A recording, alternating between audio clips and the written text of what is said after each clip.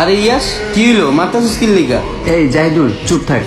আর আপন তুই আমার আশেপাশে আর আসবি না, ঠিক আছে? জানতে মানে ইয়াস গায়ার দিলি ব্যাপারটা বুঝলাম না। মানে তোদের কাছে আসতে মানা করতাছস? ঠিক আছে আসলাম না। আমি তোরে যাইতে না বলছি, তুই যাবি না। ও তোর খালাতো ভাই হোক আর ফুফাতো ভাই হোক, ও তো ছেলে নাকি? আর এমনিতেই আমার মেজাজটা গরম আছে, তুই ফোন রাখ ভাই, আমি তোর সাথে পরে কথা বলি। আরে মামা এত রাগ কথা সুস্কিল লিগা? শোন একটা কথা বলি। আচ্ছা বল। দোষ আপনার লগে নাকি তোর ঝামেলা, আর আমি আপনার অনেকদিন ধরে মারতে চাইতেছি, খালি তোর লগে পারি না। আর নাকি তোর বেস্ট ফ্রেন্ড। কিরে ওটা কি বললো?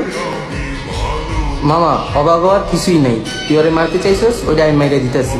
মির্জাফর কারে কয় জানোস? তোরে কয়। ও আমার বেস্ট ফ্রেন্ড, আমার বন্ধু, আমি ওরে মারছি। আমার ওর উপরে জিত, তুই ওই জিতকে কাজে লাগাইতে চাইতেছিস? শালার তুই তো আসলেই স্বার্থপর রে। আপন তো আমারে ঠিকই কইতো। আরে বেটা তুই তো আসলেই স্বার্থপর। যাই হোক, যা হয় ভালো লেগেই হয়।